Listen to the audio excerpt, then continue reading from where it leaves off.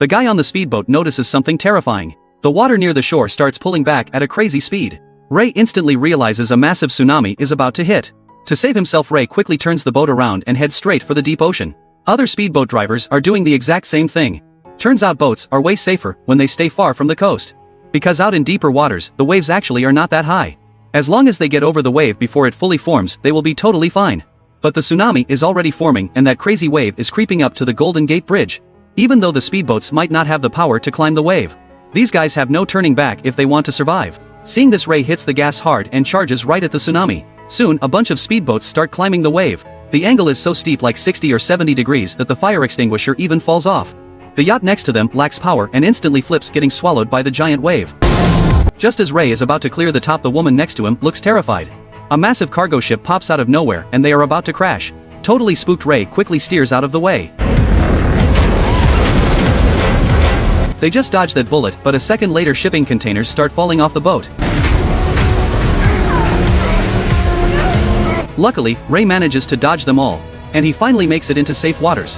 But that 100,000-ton cargo ship dives nose first. Riding that crazy tsunami, it smashes right into the Golden Gate Bridge. The next second, the bridge is completely wiped out, taking out the people on it.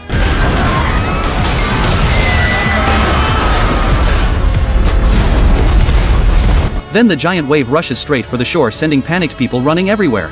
But against this monster water, it is just a dying struggle. The ocean water quickly floods the whole city of San Francisco. Knowing there is no way out, two old folks stop struggling and just hug each other tight, while the people on the streets are still running for their lives. But compared to Mother Nature, people are just so tiny.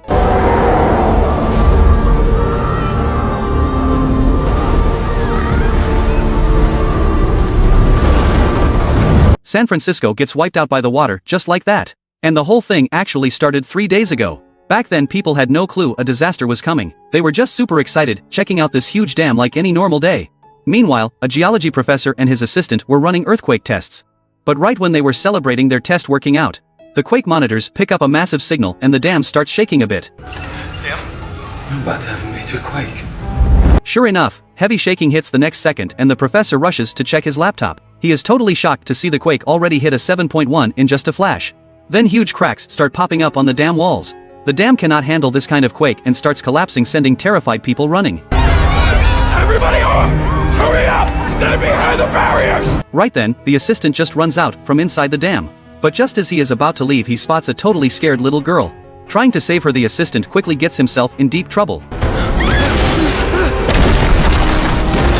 Oh my god! Please! Oh my god!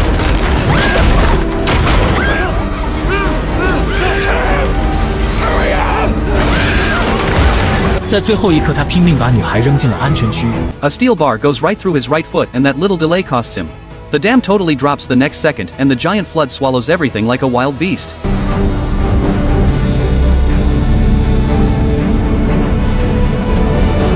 But the professor and the little girl luckily make it out alive. At this point, the professor has no idea that this 7.1 quake is just a warm-up for a much bigger disaster. And our main guy Ray is an LA firefighter. Getting the news about the dam breaking, he jumps in his chopper to rescue the city. But he never expects to see something even worse from the sky. The once quiet city is now rolling up and down like ocean waves. Turns out the quake hit LA too and maxed out at an unheard of 9.1. Soon, a ton of tall buildings cannot take the pressure and start crumbling. People eating inside these high rises totally freak out over this sudden disaster. It just so happens Ray's wife Emma is inside this very building. She tries to leave but gets knocked down by the crazy shaking a second later. She barely opens the door to the stairs only to find the other side of the building is gone. And the outside world is already a total living hell. Oh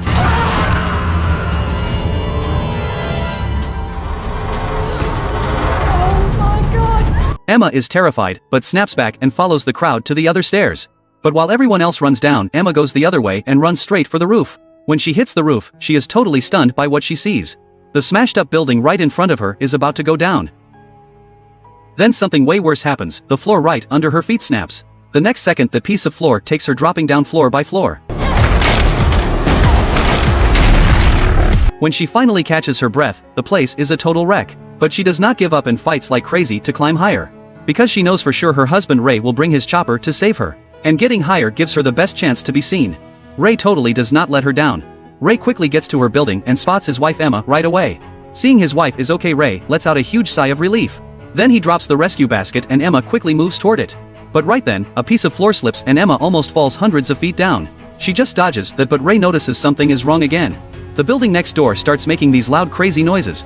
As Ray watches in pure shock, the next building totally collapses.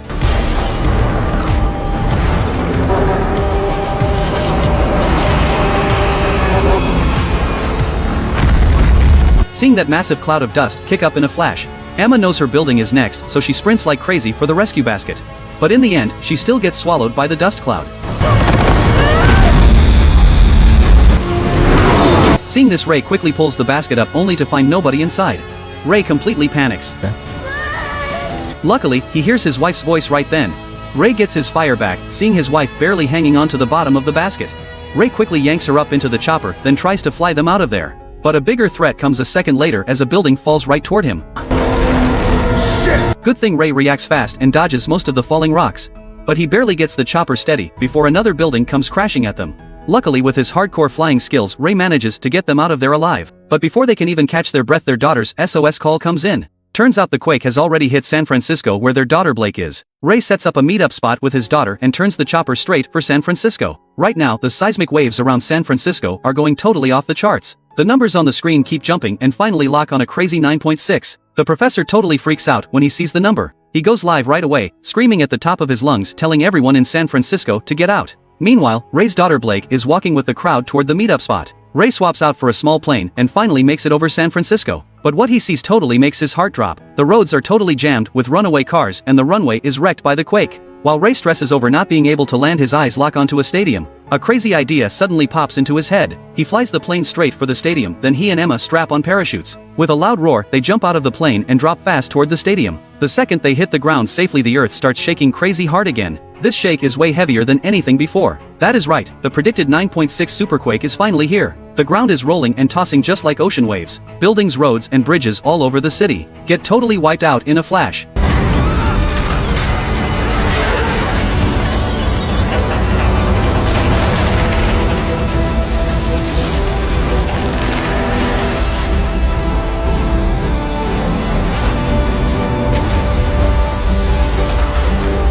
Luckily, Ray and his wife along with Blake all hide in open spots and survive. But just as Blake gets ready to head to the meetup city, sirens start wailing again. They hear over the radio in pure panic that a mega tsunami is heading straight for San Francisco. To stay alive, Blake looks right at the tallest building in the distance. She makes a quick call and runs for the building with her buddies. While the ocean water on the coast is pulling back at a crazy speed, a world-ending tsunami is about to take shape. This is exactly how the story started, with the Golden Gate Bridge getting shredded by the wave. The flood sweeps through the already wrecked San Francisco all over again. Blake and her friends barely hit the 10th floor before watching the terrifying tsunami smash in. The massive wave slams hard into the building.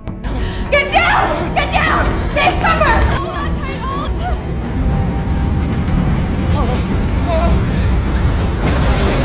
The whole place shakes like crazy and almost goes down.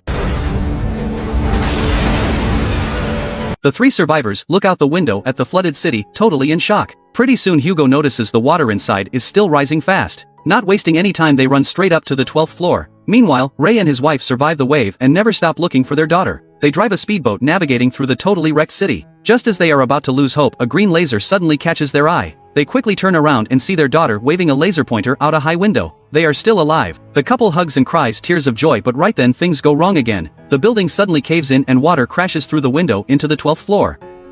Hugo and his little brother get lucky and wash right over to the stairs. But Blake gets trapped in a tiny room with just a small pocket of air above her. She tries her hardest to push the heavy stuff blocking the door, but it does not budge at all. Ray does not even think twice, diving into the freezing water and swimming to where his daughter is trapped. He quickly finds Blake barely hanging on, but the stuff blocking the exit is just too heavy, and he cannot move it an inch. Making things worse, the air runs out and Blake passes out cold. Seeing his daughter's breathing get weaker and weaker, Ray is totally freaking out. Suddenly, a massive burst of strength kicks in. He roars and rips the debris apart, grabbing Blake and swimming like crazy for the unflooded 13th floor. Once on the 13th floor, Ray lays her flat on a table and starts doing CPR right away. But right then, the building shakes hard again and could drop at any second. Hugo thinks fast, grabbing a metal bar and smashing the window to break out. But the glass is super tough and does not even crack no matter how hard he hits it. Emma sees this from the boat and figures it out instantly. Without thinking, she turns the boat around and slams it right into the building window. The glass shatters and water floods right in. Everyone hops onto the speedboat right away. And just a second before the whole building drops, they make it out alive. Meanwhile, Ray just keeps pushing hard, giving his daughter CPR. I can lose you too.